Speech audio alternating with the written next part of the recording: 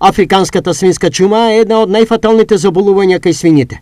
Во изминатиот период во дел од Европа заболувањето е присутно се почесто.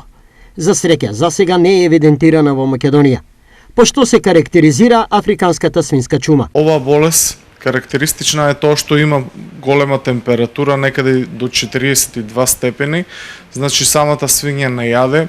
Потоа имаме хеморагија од носот, хеморагии се јавуваат по ушите и по телото, односно имаме модра кожа, значи таа е сивкаста до виолетова, профузни проливи и најчесто се јавува со смрт кај свињите. Интересен, но во исто време и поразителен е фактот дека африканската свинска чума не се лекува, тврдат ветеринарите.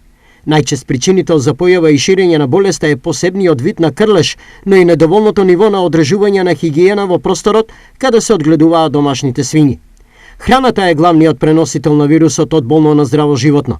Ветеринарните совети за превентива секогаш се неопходни. Да обрнат поголемо внимание на хигиената на своите фарми, бидејќи оваа болест е сврзана со хигиената на храната, на водата, значи многу често треба да се менува самата вода, а исто така и храната да не биде загадена од измет.